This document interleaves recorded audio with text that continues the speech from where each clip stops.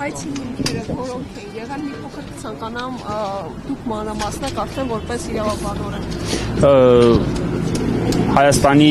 պատմություն 9-րդ դասանի դասագրքում տեղ գտած տեղեկությունը համաձայն որի Արցախի հանրապետության նախագահը ստորագրել է Արցախը լուծարելու վերաբերյալ հրամանագիր չի համապատասխանում իրականությանը։ Այսինքն այդ տեղեկությունը ճիշտ չէ։ Ճիշտ չէ այնքանով, որքանով որ իրականությունը ներկայացված չէ լրիվությամբ։ Ես բազմից օրինակներ եմ բերել, երբ որ իրականության խեղաթյուրումը արտացոլվում է նաև իրականությունը ոչ լրիվությամբ ներկայացնելով։ Դուք ներկայացնում եք, տեսեք, պատմության դասագրքում, չգիտեմ, նկատել եք թե չեք նկատել, ինչպիսի նախադասության է հաջորդում այդ նախադասությունը։ Սկսեց ռազմական ագրեսիա, ունեցանք որոշակի թվականակով զոհ, Արցախի նախագահը ստորագրեց Արցախը լուծարելու վերաբերյալ հրամանագիր եւ Արցախը հայաթափվեց։ Այնուհետև այդ նույն պատմության դասագրքի հեղինակը, որովհետև ինքն է նշված որպես կոնկրետ այդ տեքստի հեղինակ, հարցադրում է բարձրացնում աշակերտների առջև։ Ինչպես հայաթափվեց Արցախը։ Ըստ դասագրքի տրամաբանության, աշակերտը երեխան կարող է դրան տալ ընդամենը մեկ տրամաբանական պատասխան։ Արցախի հանրապետության նախագահի հրամանագրի հետևանքով։ Բայց կներեք ավարտեմ։ Այնուամենայնիվ, ես չեմ կարծում, որ կարող եք գտնել գեթ մեկ արցախցի, ով որ կասի ես Արցախից դուրս եմ եկել, քանի որ Արցախի նախագահը ստորագրել լուծարելու վերաբերյալ հրամանագիր։ Ասեմ ավելին, կոնկրետ ես, որպես արցախցի, այդ ամեն ինչի մասին ես հոկտեմբերի 1-ին եմ տեղափոխել Հայաստանի Հանրապետություն նախագահի այդպիսի բովանդակությամբ հրամանագրի մասին տեղեկատվական շտաբում տեղ գտած հայտարարության մասին իրազեկվել եմ դուրս գալուց հետո։ Այսինքն արցախցիները Հայաստանի Հանրապետությունում հայտնվել են ադրբեջանական ագրեսիայի հետևանքով, սպանդի սպառնալիքի տակ, ոչ թե նախագահի լուծարման վերաբերյալ հրամանագրով։ Էլ չեմ խոսում այն մասին, որ այդ հրամանագիրը հատուկ նման մարդկանց համար, հատուկ չմեկնաբանեմ, ստորագրվել է նաև այն չեղարկելու վերաբերյալ հրամանագիր, չնայած կրկնում եմ ոչ առաջին եւ ոչ էլ երկրորդ հրամանագիրը, ուժ չեն ունեցել դրանք հրամանագիր կամ փաստաթուղթ որպես այդպեսին չեն կարող համարվել, որովհետեւ պաշտոնական տեղեկագրում տեղ չեն գտել։ Հիմա է շատ լավ, հենց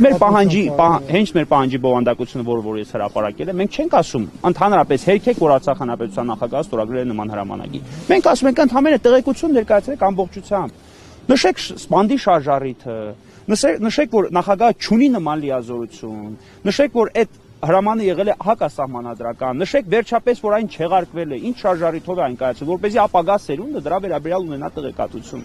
Պարոն Երիցյան, իրենք հարց են տալիս, եթե նման հրամանագիր չի եղել, ապա ինչպես է նորից հրամանագիր ստորագրում, որով չեղարկվում է։ Շատ լավ, այդ հարցին ես կպատասխանեմ։ Ինչպես արդեն նշեցի, այդ հրամանագիրը ոչ առաջին եւ ոչ էլ երկրորդ հրամանագիրը որևէ իրավական ուժ չեն ունեցել։ Սակայն մենք նկատել ենք Հայաստանի Հանրապետությունում բազմից քրեական հետապնդումներ, որոնք հարուցվել են հենց այդ հրամանագրի շրջանակներում։ Օրինակ Ստեփանակերտի քաղաքապետի նկատմամբ քրեական հետապնդումը հարուցվել է ի թիվս այլոց նաեւ այդ հրամանագրի շրջանակներում, որովհետեւ ասել են հրամանագրով Արցախը լուծարված է, լուծարված Արցախը չի կարող ունենալ որևէ համայնքի ղեկավար, բայց դու իրացել ես համայնքի ղեկավարի լիազորություն։ Հենց նմանատիպ թյուրըմբռնումներից կամ իրավական անորոշությունից եւ այլ շարժառիթներից խուսափել եւ այլ շարժառիթներով պայմանավորված կամ այլ հետևանքներից խուսափելու նպատակով կայացել է այդպիսի հրամանագիր։ Շատ դուր եկավ 168.am-ի հարցը հնչեցված Նժդե Հովսեփյանի։ Պատրաստ եք արդյոք, եթե դուք նշում եք, Նժդե Հովսեփյանը օրինակ իր հարցազրույցներից մեկում նշել է, որ ես տեղեկացված չէի մասին, որ ստորագրվել է Արցախը լուծարելու վերաբերյալ հրամանագիրը չեղարկելու վերաբերյալ հրամանագիր։ Հիմա տեղեկացված ես։ Հիմա ի՞նչն է խնդիրը, որ դու այդ իրականությունը ներկայացնես մեր ապագա սերնդին, մեր աշակերտներին։ Ինչն է խնդիրը, որ այդ նույն հրամանագիրը կամ կրթության նախարարությունը, մենք պատասխանող չենք, մենք հանրակրթության մասին օրենքով այդ դասագրքերի պատասխանատուն դուք եք։ Ինչա, մենք ավելորդ բան ենք ուզում, մենք ասում ենք ներկայացրեք այն ինչ եղել է։ Մեր պահանջը կրկնում եմ, չի վերաբերում նրան, որ հերքեք այսպիսի բան չի եղել։ Մենք ասում ենք չի եղել։ Մենք ասում ենք ներկայացրեք այն ինչ իրականում եղել է։ Որն ազդեց, ինչու չեն այդպես ներկայացնում, ոնց որ դուք եք օրինակ։ Մեղքը այլ անձանց վրա բարթելը։ Ուրիշ որևէ այլ միտում չկա։ Արցախի անկման մեղքը, Արցախի հայաթափման մեղքը եւ իզուր չէ հենց այդ հարցը հնչեցում աշակերտներին։ Ինչու հայաթափվեց Արցախը։ Լավ, դուք իրականում որևիցե մեկը այստեղ ներկաներից կարող է ասել, որ Արցախը հայաթափվեց Արցախի նախագահի հրամանագրով։ Եք ասել Սամվել Շահրամանյանի դրա մեղքը բարթելու։ Միանշանակ, ու տեսեք ինչքան ցավալի կլինի օրինակ Սամվել Շահրամանյանի աղջկա համար, ով որ սովորում է 9-րդ դասարանում, ով որ այդ դասագիրքը բացում եւ կարդում է, որ իր հայրը ստորագրեց Արցախը լուծարելու վերաբերյալ հրամանագիր, ինչի հետևանքով Արցախը հայաթափվեց։ Սա աբսուրդ է։ Պարոն Երիցյան, մի հատ փոքր նյուանսի անդրադառնանք, սովորաբար չափման միավորը, որ հանրային հետաքրքրություն ունեցող հարց է, թե ոչ, նաև լրատվամիջոցների առատությունն է։ Այսօր այսքան լրատվամիջոց կար, անգամ հանրային հեռուստաընկերությունը, որ սովորաբար ոչ բոլոր նիստերին է ներկա լինում, ներկա էր։ Ինչու պատասխանող կողմը համարեց, որ հանրային հետաքրքրություն չունի, օրինակ իրենք չկարողացան այդ հարցին պատասխանել։ Նախորդ հարցի պատասխանը բովանդակում է իր մեջ նաև այս հարցի պատասխանը։ Մեղքը այլ անձանց վրա բարթելով, որովհետև չեն ցանկանում, որ այս ամեն ինչը լուսաբանվի։ Հիմա այսօր դատաքննության անցնելու, անգամ տեսեք դատարանը քննարկել է դատաքննության անցնելու հարց, որի ընթացքում օրինակ նախագահը ցուցում կտար եւ կպատմեր այն իրականությունը, ինչով պայմանավորված ինքը կայացել է հրամանագիր եւ այլն եւ այլն։ Բնականաբար այս նյութերը հիմա ներկայիս տեխնոլոգիական հնարավորություններով պայմանավորված եւս մտնելու են պատմության մեջ։ Շահագրգիռ անձանց ընդհանրապես անհրաժեշտ է այն, որ իրականությունը ներկայացվի խեղաթյուրված, այսինքն հենց այն տեսքով, որը իրականացված է, որը ներկայացված է պատմության դասագրքում։ Պարոն Երիցյան, ձեր միջնորդությունից պես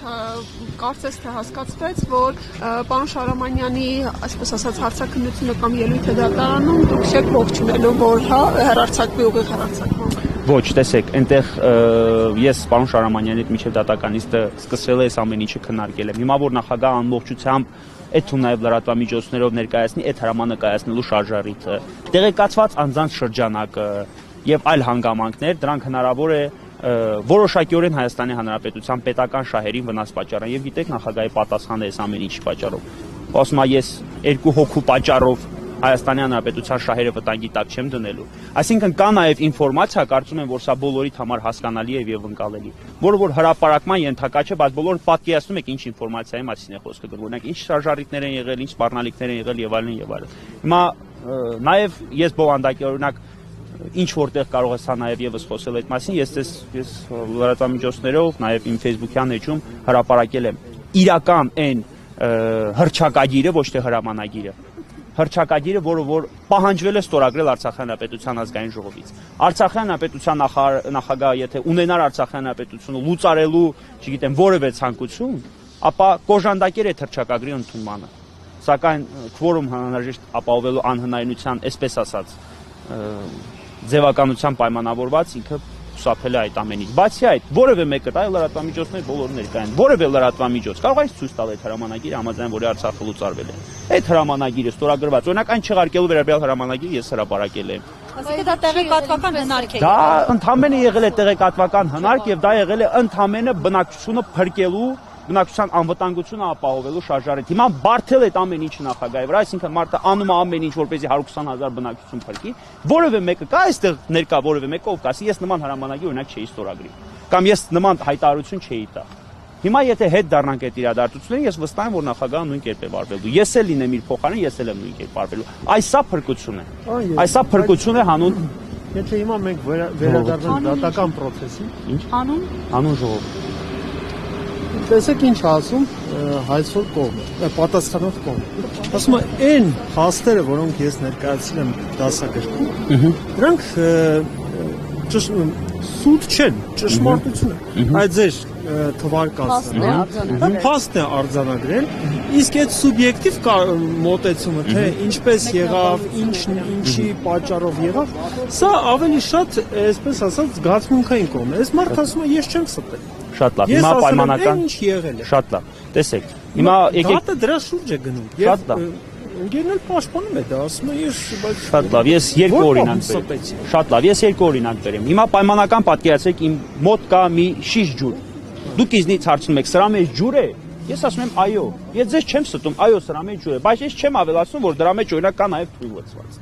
Ես դա չեմ նշում, ես ձեզնից հո իրականությունը չեմ, ես ձեզ ասում եմ, ջուրը, այո, հարցեք տվե, ջուր է։ Պատասխանում եմ, այո, չեմ ասում, որ դրա մեջ կա նաև, այսինքն իրականությունը ոչ լրիվությամբ եմ ներկայացնում, որ հղի է անդառնալի եւ որոշակի հետևանքներով։ Երկրորդ օրինակը, պայմանական պատկերացնենք ինչ որ պատշորատար անձի լրագրողները լուսաբանել են, որ ներկա ինչ որ գիշերային ակումբում։ Օրինակ, մերկապարուհիների ակումբում։ Պայմանական։ Սա արդյոք այս ինֆորմացիան արատավորող է։ Բնականաբար իր պաշտոնատար անձ հանդիսանալու հանգամանքով պայմանավորված կամ հանրային ծառայող հանդիսանալու հանգամանքով պայմանավորված, այո, բայց իրավիճակը կտրուկ կփոխվի, եթե այցը լինի պաշտոնական։ Օրինակ ստուգում իրականացնելու կամ անպատասխան վարչական ակտ կամ վարչարություն իրականացնելու նպատակով։ Հիմա եթե ես ներկայացնեմ, ասեմ, օ տեսեք, օրինակ Պետրոս Պետրոսյանը գնացել է գիշերային ակումբ, մերկապարուհիների ակումբ։ Սա բնականաբար նրան կզրպարտի։ Բայց եթե իրավիճակը փոխվի, ասեմ, դա եղել է պաշտոնական այնց, վարչարության շրջանակներում կայացել է համապատասխան տուգանք, կամ չգիտեմ, այլ վարչական ակտ, ապա բնականաբար ես նրա պատիվն ու արժանապատվությունը չեմ արատավորում։ Սա է իրականությունը։ Մենք ասում ենք, եթե խոսում եք, խոսեք լրիվությամբ։ Մեր համար շատ ավելի ընդունել է իրականությունը։ Մենք չենք ուզում հերքում։ Մենք ասում ենք ընդհանրապես ասեք այն, ինչ իրականում եղել է։ Եվ շնորհակալ եմ, իրոք ես խորապես շնորհակալ եմ լրագրողներին, որ այս ամեն ինչը լուսաբանում եք, որովհետև ձեր շնորհիվ եւս պատմությունը կերտելու է եւ ձեր շնորհիվ մարդիկ եւս իմանալու են իրականությունը։